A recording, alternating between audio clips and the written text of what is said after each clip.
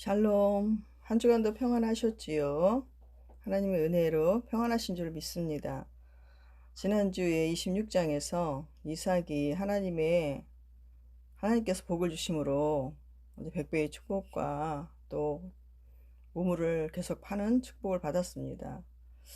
그래서 이삭이 사는 모습을 이제 보았는데, 에서가 40세에 이제 결혼을 하게 돼요. 그 당시에는 이제 40세에 보통 이제 결혼하고 그랬었나 봅니다. 그래서 이삭도 40세에 결혼했는데 에서도 40세에 결혼을 하게 됐단 말입니다. 그런데 이제 그 아내를 이렇게 이삭이 리브가를 취한 것처럼 아내를 맞이한 것처럼 본토의 그 고향의 신앙으로 세워진 아내를 얻은 것이 아니라 들로 산으로 다니다 보니까 여러 이방 민족 사람들을 만났겠죠. 그러다 보니까 이방 사람들의 자녀들에게서 배우자를 취한 것입니다. 그래도 한 명도 아니고 두 명이나 취하게 되죠. 그래서 26장 34절에 보면 에서가 40세에 헷족 속 부엘이의 딸 유딧과 헷족 속 엘론의 딸 바스맛을 아내로 맞이하였더니 이렇게 나옵니다.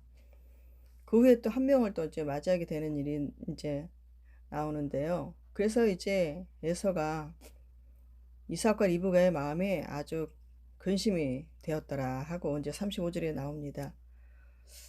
신앙을 에서가 물려받지 못하고 신앙교육이 잘 되지 않았던 것이죠. 그렇기 때문에 신앙의 사람인 이삭과 리브가의 마음이 굉장히 어렸을 줄로 생각이 됩니다.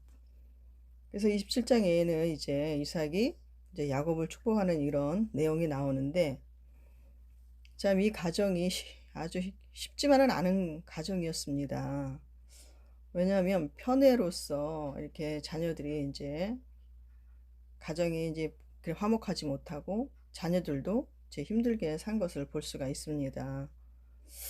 그래서 이제 이삭이 에서를 굉장히 편애를 했잖아요. 그리고 또 리브가는 반대로 야곱을 편애를 했단 말입니다. 그래서 세월이 흘러가다 보니까 이제 이삭도 나이가 들겠죠. 그래서 이삭이 나이가 이제 많아지고 하다 보니까 꼭 얼마 안 있으면 이제 본인이 이제 죽을 것 같은 거예요. 그러니까 이제 에서를 불러서 에서한테 장자권을 축복을 해줘야겠다, 이렇게 마음을 먹은 것입니다. 그래서 27장 1절에 이제 보면 이삭이 나이가 많아 눈이 어두워 잘 보지 못하더니 맏아들 에서를 불러 이르되 내 아들아 하매 그가 이르되 내가 여기 있나이다 합니다. 성경에서 보통 말하는 눈이 어둡다, 밤이다 이런 말들은 영적인 눈이 이제 감겼다, 영적인 눈이 어두워졌다, 영안이 어두워졌다라는 것을 많이 뜻하고 있거든요. 그러니까 이삭이 세월이 흘러가면서 이제 신앙이 약해졌던 것입니다. 그러니까 기력도 없을 뿐더러 눈도 어두워서 잘 보이지 않을 뿐더러 몸의 이제 기력도 이제 쇠하여서 기력이 나지 않은 것이죠. 이렇게 볼 때 신앙의 힘도 굉장히 약해졌던 것을 볼 수가 있습니다. 모세는 그 하나님 품에 안길 때까지, 죽기 직전까지 눈과 기력이 쇠하지 아니하였다고 하잖아요. 그 반대의 경우가 된 거죠, 이삭이. 또 한 가지는 이삭이 본인한테 굉장히 치우쳐져 있던 것을 알 수가 있습니다. 2절에서 4절까지 이렇게 보면 이삭이 이르되 내가 이제 늙어 오늘날 죽을는지 알지 못하니 그런즉 네 기구 곧 화살통과 활을 가지고 들여가서 나를 위하여 사냥하여 내가 즐기는 별미를 만들어 내게로 가져와서 먹게 하여 내가 죽기 전에 내 마음껏 내게 축복하게 하라, 이렇게 말을 하거든요. 이런 걸 볼 때 이삭이 굉장히 자기 자신에게 치우쳐져 있다는 것을 알 수가 있는 것입니다. 그러니까 이제 육신적으로 이 에서를 좋아하는 면이 굉장히 많았고, 또 에서가 이게 사냥에서 오는 그 고기를 요리를 굉장히 좋아했던 것을 알 수가 있어요. 그때 이삭의 나이가 130여 세가 됐던 그런 나이입니다. 그래서 이제 그 맛있는 별미를 먹고 에서를 마음껏 이제 축복하고 싶었던 것이죠. 그래서 에서를 불러서 이제 말을 하는 거죠. 그런데 이때 이제 리브가가 들었어요. 근데 이 말을 들은 리브가가 아차 싶은 거죠. 왜냐면 태아에 있을 때 하나님께서 말씀해 주신 것을 기억하고 있었잖아요. 리브가가 큰 자가 어린 자를 섬길 것이다라는 말을 마음에 두고 있었던 리브가가 이 말을 듣고 나서 이제 그냥 이대로 있어서는 안 되겠다 하는 생각이 들었던 것인 것 같습니다. 그래서 이제 야곱을 불러서 저주정을 얘기해 줍니다. 그러면서 8절에 보면 그런즉 내 아들아 내 말을 따라 내가 내게 명하는 대로 하면서 염소 떼에 가서 거기서 좋은 염소 새끼 2마리를 가져오라고 합니다. 그래서 그것을 이제 별미로 만들 것이라 이 말이죠. 그래서 형 대신 네가 축복을 받아야 된다. 이렇게 말하는 겁니다. 그러니까 여기서 볼 때 리브가도 그렇게 이제 신앙의 여인이었지만 이게 신앙이 갈수록 좋아지지 못하고 좀 이렇게 흐려지지 않았나 이렇게 생각이 되는 거예요. 깨어 있었다면 하나님께 묻고 하나님의 대책을 구해야 되지 않았을까 싶습니다. 하나님의 그 축복의 그 약속만 생각을 하고 후에 일어날 정말 그 좋지 않은 파장은 생각하지 않았던 것일까요? 아니면 별스럽지 않게 생각했던 것일 수 있겠지요. 그래서 이제 야곱도 자기 자신의 이제 축복 장자권을 갖다 장자권의 축복을 받고 싶은 그런 마음이 있었던 것입니다. 영적인 축복권에 대한 그런 이제 그 마음이 소망이 굉장히 컸던 것 같아 보여요. 그래서 안 하겠다는 얘기는 안 하고 이제 12절에 보면 나는 매끈매끈한 사람인데 에서는 털이 많은 사람인데 아버지 눈에 속이는 자로 보이면 보금고사하고 저주를 받을까 하나이다 하고 이렇게 말합니다. 그러니까 이제 13절에 저 리브가가 저주는 내게로 돌리리니 내 말만 따르고 가서 가져와라 이렇게 하는 거죠. 그러니까 그 정도로 지금 리브가 마음에는 굉장히 조급한 것입니다. 이게 조급한 것이 항상 문제가 될 수 있어요. 우리도 살다 보면 어떠한 일에 조급해질 때가 있지 않습니까? 그럴 때 그 인간적으로 나오는 조급함을 물리치고 하나님의 뜻을 구하며 하나님 앞에 무릎 꿇고 나가야 될 줄로 믿습니다. 여기서는 리브가가 얼마나 야곱을 사랑하는지 그 마음이 이제 느껴지기도 하네요. 그래서 야곱이 이제 염소 2마리를 가져와서 리브가가 요리를 하고 리브가가 이제 야곱에게 그 에서의 가장 좋은 옷을 이제 입힙니다. 그리고 이제 지혜롭게 이제 그 염소 새끼의 가죽을 야곱의 손목하고 또 매끈매끈한 곳에 또 입히고요. 또 목에도 두르고 이렇게 손이 닿을 수 있는 끌어안으면서 손이 닿을 수 있는 곳에 이렇게 그 염소의 가죽을 입힙니다. 그래서 이제 야곱이 이제 아버지한테 그 별미를 가지고 이제 가는 거예요. 그러니까 얼마나 이때 야곱이 심장이 쿵쾅쿵쾅 했을까요? 참 그러고 보면 야곱도 참 이렇게 좀 대범한 면이 있는 것 같습니다. 아버지 이삭한테 가니까 이삭이 이제 묻는 거죠. 네가 누구냐? 그러니까 야곱이 난 맏아들 에서로서이다 이렇게 대답을 합니다. 이렇게 이삭이 정말 그 세상적으로 참 잘나 보이고 잘 나가고 막 든든해 보이는 에서를 너무 좋아해가지고 의지했는데 축복을 해주려고 했는데 이제 야곱이 와가지고 이제 내가 에서로서이다 하는 것입니다. 그러면서 야곱이 이제 어떻게 이렇게 속히 잡아왔느냐 요리해왔느냐 그러니까 계속 이제 거짓말이 계속되죠. 야곱이 이제 하나님 아버지 하나님이 이렇게 순조롭게 만나게 하셨습니다. 이렇게 또 거짓말을 했어요. 그러니까 이삭이 이제 야곱을 이제 만져보고자 합니다. 그러면서 이제 이삭이 이제 야곱을 만져요. 만지면서 22절에 보면 야곱을 이제 만져요. 그러면서 하는 말이 음성은 야곱의 음성인데 손은 에서의 손이로다 이렇게 말을 합니다. 그의 손이 형 에서의 손과 같이 털이 있으므로 분별하지 못하고 축복하였더라. 예, 그만큼 분별력이 이제 둔해진 것이죠. 그러면서 야곱에게 다시 물어요. 네가 참 내 아들 에서냐? 그러니까 야곱이 네, 그러하나이다. 이렇게 대답을 또 합니다. 이렇게 영거푸 아버지 앞에서 거짓말을 하게 된 것이죠. 그래서 거짓에 거짓을 물고 이렇게 아버지를 이제 속이게 되는 거예요. 그러니까 이제 이 음식을 아주 맛있게 잘 먹고 와서 이제 내 아들아 가까이 와서 내게 입 맞춰라 그래 합니다. 그러면서 그 옷이 에서 옷이니까 그 옷에서 이제 에서의 향취가 나는 거죠. 그러니까 이제 축복을 합니다. 그러면서 이제 온 마음과 힘과 정성을 다해서 축복을 하는 거예요. 이제 이삭이.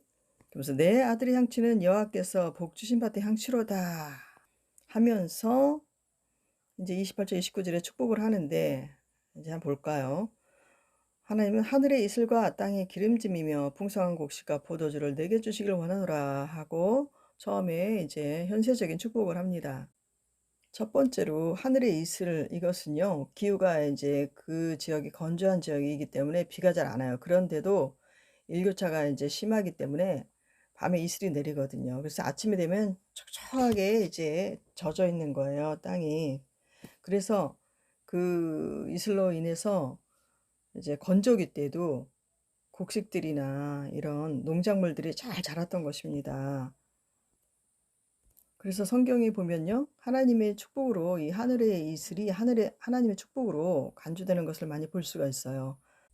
신명기 33장 28절에 보면 이스라엘이 안전히 거하며 야곱의 샘은 곡식과 새 포도주의 땅에 홀로 있나니 그의 하늘이 이슬을 내리는 곳에로다 하고 말씀하고 계시고 스가랴서 8장 10절에도 보면 그 평강의 씨앗을 얻을 것이라 포도나무가 열매를 맺으며 땅이 산물을 내며 하늘은 이슬을 내리리니 내가 이 남은 백성으로 이 모든 것을 누리게 하리라 이 말씀이 나오거든요.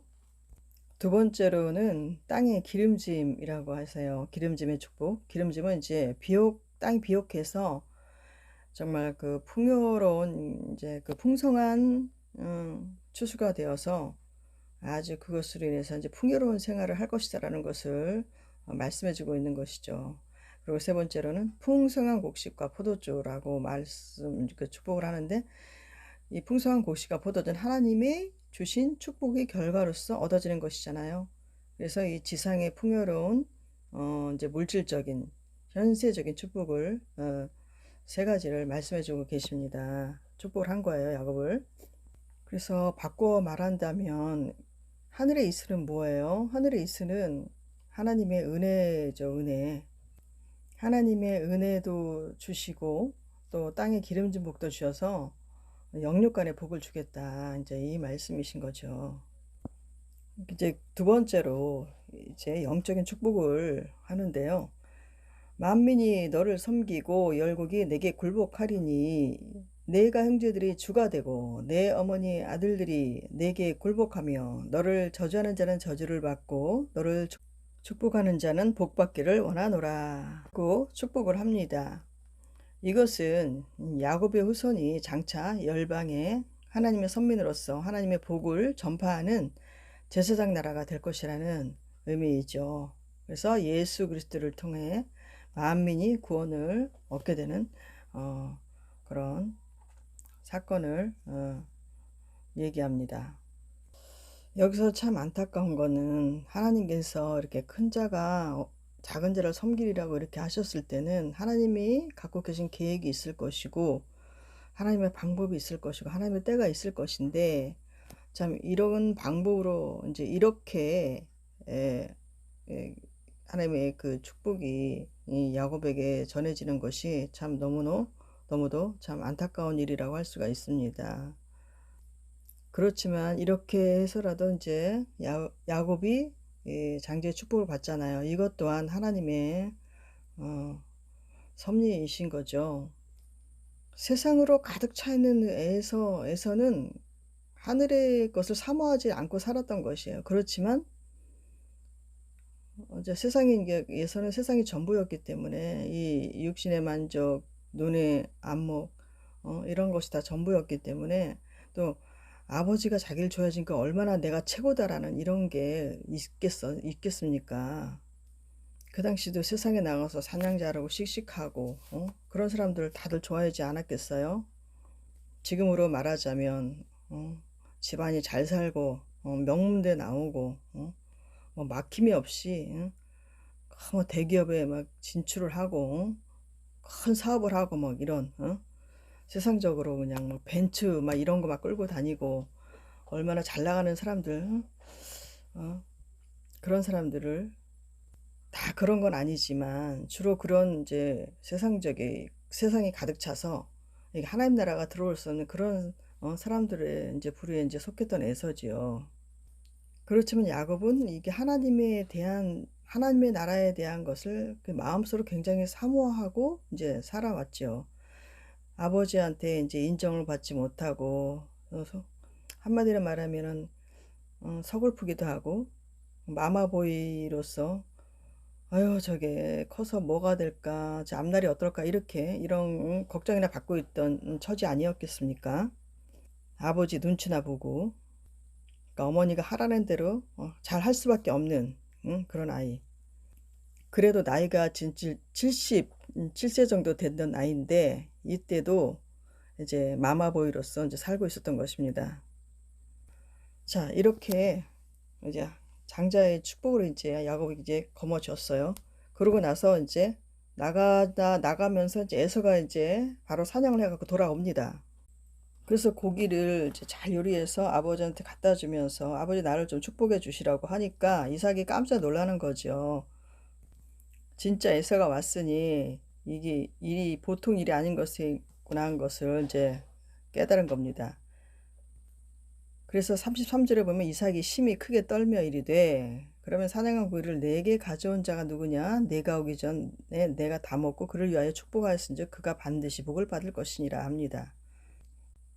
이삭이 야곱에게 속은 것이 이제 심히 이제 분노가 됐을 것이고 또 한 가지는 하나님께서 이게 어릴 때 큰 자가 어린 자를 섬길 것이라고 한 그것이 이제 생각이 났기 때문에 더 이렇게 하나님 앞에서 이제 더 떨었을 것입니다. 하나님에 대한 두려움으로서도 또 떨었을 것입니다.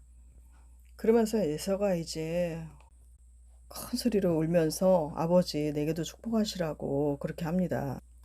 그러면서 야곱이 자기를 2번이나 속였다고 그렇게 하는 거죠. 36절에 보면 전에는 나의 장자의 명분을 빼앗고 이제는 내 복을 빼앗았나이다. 또 이르되 아버지께서 나를 위하여 빌복을 남기지 아니하셨나이까. 그러니까 에서는 자기의 잘못을 전혀 인정하지 않는 것이에요. 장자권을 소홀히 여긴 것도 인정하지 않고 오직 자기만 잘났다고 그렇게 생각하며 산 거죠. 나는 아무 잘못이 없다. 이렇게 생각하며 살지 않았겠습니까? 에서는 하나님의 축복의 그 차원을 이해하지 못하는 거예요. 여기서도 보면. 그러니까 39절에 이제 이삭이 에서에게 대답합니다. 내 주소는 땅이 기름짐에서 멀고 내리는 하늘 이스에서 멀 것이며 너는 칼을 믿고 생활하겠고 내 아우를 섬길 것이며 내가 매임을 벗을 때에는 그 멍에를 내 목에서 떨쳐 버리리라 이렇게 말을 합니다. 훗날에 에서의 그 후손들은 그 험한 그 세일산 그런 근처에서 살면서 굉장히 험하게 살아가잖아요. 이제 그 이후에 이제 에서가 야곱을 미워해가지고 이제 야곱을 죽이려고 한다는 말이 이제 41절에 나옵니다. 그러니까 이 말을 또 이제 리브가가 들은 거예요. 아버지를 곡할 때가 가까웠은즉 내가 내 아우 야곱을 죽이리라 하였더니 맏아들 에서의 이 말이 리브가에 들림에 이에 사람을 보내어 작은 아들 야곱을 불러 그에게 이르되 내 형 에서가 너를 죽여 그 한을 풀려 하니 이렇게 말하고 있어요. 그러니까 에서는 이제 이삭이 죽을 때가 이제 얼마 멀지 않았구나 이렇게 생각을 했겠죠. 그런데 이제 이삭이 지금으로부터 한 40년간을 더 이제 살다가 180세에 죽는 걸 볼 수 있습니다. 여기서 볼 때 에서는 용서라는 말은 이제 생각하지도 않는 그런 사람이었던 것 같아요. 그리고 자신을 돌아보지도 못하는 그런 사람이었던 것 같습니다. 그러니까 오직 자기 목적이 이루어지지 않으면 굉장히 분노하고 사람들이 힘들게 하는 그런 스타일이었지 아니었나 싶어요. 그래서 사람들에게 이제 떠들고 하는 말들을 이제 들린 거죠, 리브가 귀에. 그래서 리브가가 이제 대책을 이제 세웁니다. 또 자기 나름대로의 대책을 이제 세우는 거죠. 이럴 때는 하나님께 더 이제 나가서 묻고 이렇게 해야 되는데 그렇게 하지 못하고 다시 자기 이제 생각을 계획을 이제 짜는 것입니다. 그래서 43절 이하에 보면은 야곱을 그 하란의 그 오라버니 라반 집에 이제 보내려고 이제 합니다. 그러면서 네 형의 노가 풀리기까지 몇 날 동안 그와 함께 거주하라 이렇게 말해요. 그래서 45절에 너 형의 분노가 풀려서 네가 자기에게 행한 것을 잊어버리거든 내가 곧 사람을 보내어 너를 거기서 불러오리라. 내가 어찌 하루에 너희 둘을 이르랴. 그렇게 해서 이제 야곱을 라반으로 이제 보내게 되는 일이 이제 생기죠. 그런데 리브가는 어때요? 그 사랑하는 야곱이 20년 후에 이제 돌아오게 되는데 그 전에 야곱을 보지 못하고 이제 죽습니다. 얼마나 안타까운 일입니까? 마음이 참 그렇습니다. 그러니까 이 일 후에 완전히 가정의 그 가족들의 관계가 어떻겠어요. 부부는 부부대로, 음, 아버지, 엄마와 또 아이들의 관계는 또 관계대로, 또 형제간의 관계는 관계대로 완전히 그냥 다 그냥 흩어져 버리고 만 거죠. 참 이런 걸 볼 때 마음이 참 그렇습니다. 많이 안타깝죠. 이렇게 될 줄 한 번이라도 예측을 해 봤다면 어땠을까? 어떻게 일이 전개가 됐을까? 하는 궁금증도 이제 생기게 됩니다. 그래서 46절에 이제 리브가가 이삭과 의논해서 뭐라 그러냐면 내가 햇사람의 딸들로 말미암아 내 삶이 싫어졌거늘 야곱이 만일 이 땅의 딸들고 그들과 같은 햇사람의 딸들 중에서 아내를 맞이하면 내 삶이 내게 무슨 재미가 있으리까? 이렇게 말을 하는데 에서의 그 며느리들로 인해서 그들이 이제 이방신을 섬기고 이런 걸로 인해서 굉장히 리브가 마음이 힘들었던 것을 말하고 있죠. 그런데 야곱의 아내 될 사람까지 이 족속에게서 가나안 족속에게서 얻는다면 어떻게 하겠냐. 그러니까 라반 오라버니 집에 보내자 이렇게 하는 것입니다. 이렇게 해서 27장에 이제 맺게 되는데요. 여기서 이렇게 보면 하나님의 일은 하나님의 방법대로 이루어지지 않으면 안 된다는 교훈을 얻게 됩니다. 그리고 또 하나님 앞에 우리 모두 다 죄인이고 다 부족한 우리임을 알 수가 있어요. 여기서 이 사람들의 그 죄성도 다 우리가 한 사람 한 사람이 다 이제 없겠습니까? 다 이 어느 정도 다 가지고 있는데 이렇게 우리의 죄를 보고 애통해 할 줄 알아야 된다고 생각을 합니다. 그것이 복인 줄 믿습니다. 그래서 예수 그리스도를 우리에게 보내신 하나님의 그 사랑에 다시 한번 감사하게 되고 하나님의 영광을 위한 삶을 살아가길 다시 한번 다짐했으면 좋겠습니다. 참 이렇게 하나님과의 관계가 이제 깨어져 있는 상태로 참 인간적인 그 인본주의적으로 일을 처리한 것이 정말 참 많이 안타깝고 또 그 가운데서도 하나님께서 하나님의 섭리로 축복할 자에게 이제 축복을 하고 하나님의 말씀을 이루어가는 것을 봅니다. 그러니까 하나님이 우리를 덮어가면서 이제 축복을 하시는 것, 우리의 죄를 덮으시면서 축복으로 하나님의 축복의 길로 이제 인도하시는 것이 얼마나 감사한지 모르겠습니다. 우리 안에도 얼마나 많은 죄성이 있습니까? 특히 누군가가 내 마음을 막 짓누르는, 짓밟아 버리는 그런 말을 해서 나를 힘들게 한다든지 우리 자신을 힘들게 한다든지 할 때 우리 속에서 그 상대에게 나오는 그 분노가 어마어마하게 큰 것을 알 수가 있습니다. 또 우리의 유익을 위해서 정말 이렇게 작은 거짓말도 이제 쉽게 하는 경우가 이제 있잖아요. 그러니까 우리가 그런 이제 억울함을 이제 당할 때는 하나님께서 내 속에 있는, 우리 속에 있는 무언가를 끄집어내서 그것을 없이 하시려고, 죄악된 나의 모습을 보게 하시려고 이런 일을 당하게 하시는구나. 이렇게 마음을 먹으면 우리가 그 문제에서 빨리 해결을 받을 수 있고, 그 상대방을 미워하지 않을 수 있고, 오히려 그 품고서 기도할 수 있게 되는 능력을 갖게 되는 것 같습니다. 우리는 살면서 끊임없이 누군가를 미워할 수도 있고, 또 누군가에게 도전받을 수도 있고, 심한 소리를 들을 수도 있고, 억울한 소리를 들을 수도 있고, 참 그렇게 정말 살아가지는 것 같아요. 그런데 그 속에서 계속 하나님은 우리로 하여금 십자가 앞으로 나가게 하시는 거죠. 십자가다, 십자가다, 십자가가 승리다. 십자가로 승리해라. 이렇게 말씀하시는 것을 깨닫습니다. 그래서 그 십자가를 작은 것 하나 감당해 낼 때, 사람이 됐든지 그 일이 됐든지 그것을 하나님의 사랑으로, 하나님의 말씀으로 감당해 낼 때 우리가 한 걸음 더 하나님 품에 가까이 갈 수 있고 하나님 마음에 더 다다를 수 있고, 그래서 영적인 평안이, 하나님 주신 평안을 우리가 누리게 되고 하늘의 신령한 복, 또 땅의 기름진 복도 하나님께서 주시는 것을 믿습니다. 하나님께서 우리를 너무나 사랑하시기 때문에 우리가 비뚤어진 길로 또 내 마음대로 나가는 것을 허락하지 않으시고, 어떤 사건이라든가 어떤 사람을 통해서 반드시 우리 안에 이렇게 하나님 나라를 세워가게 하시는 것을 볼 수가 있어요. 우리 안에 어떤 이제 우상적인 거가 이제 자리 잡지 못하도록 하나님께서 이제 처방을 내려주시는 것이죠. 이것이 얼마나 큰 복입니까?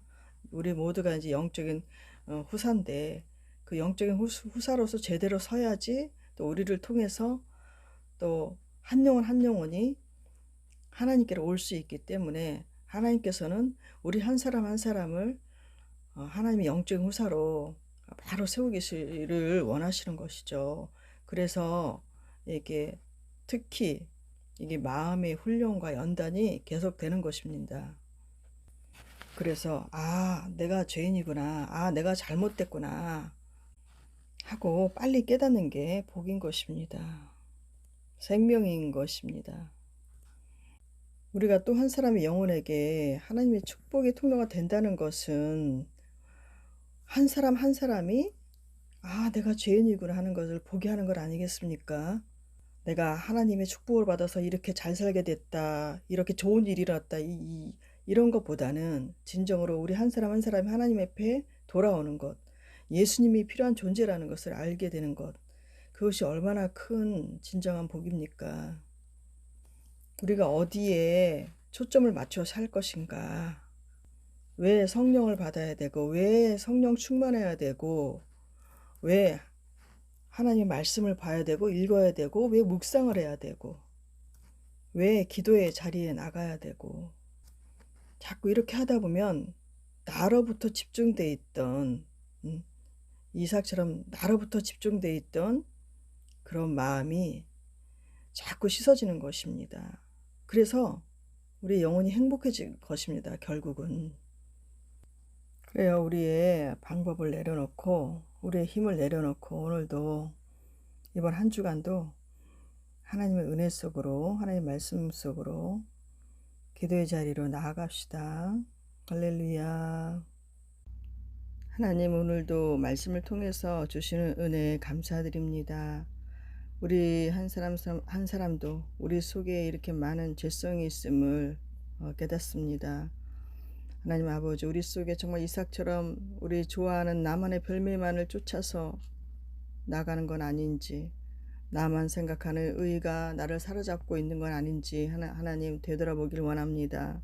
우리가 영적인 후사 한 사람 한 사람으로서 하나님의 말씀을 쫓아 살아야 될 그런 의무가 있음에도 하나님의 말씀보다는 우리의 기분을, 또 하나님의 말씀보다 우리의 생각을 따라 삶이 많음을 고백하오니 우리를 용서하여 주시옵소서. 예수님의 보혈로 우리를 덮으시고 우리 그 덮으시는 사랑으로, 사랑 가운데 우리가 또 하나님의 축복을 받아 날마다 하나님을 향하여 나갈 수 있는 마음, 믿음 주시니 감사합니다. 우리의 생각이 앞서지 않게 하시고 언제나 하나님을 앞에 모시고 하나님 말씀을 앞에 두고 하나님이 주시는, 조명해 주시는 그 빛과 진리를 따라 나갈 수 있도록 성령 하나님 도와주시옵소서. 그래서 우리가 성령님과 동행하는 삶을 살게 도와주시고 한 사람 한 사람 부름받은 그 길을 성령님과 동행함으로, 성령님이 이끄심으로 하나님 달려나갈 수 있도록 은혜를 베풀어 주시옵소서. 성령께서 우리를 말씀으로 바로 세워주셔서 하나님 날마다 하나님의 기쁨 가운데 살아가길 원합니다. 날마다 우리의 죄를 바라보고 회개하며 하나님 앞에 바로 서길 원합니다. 하나님 도와주시옵소서. 감사하고 예수님의 이름으로 기도합니다. 아멘.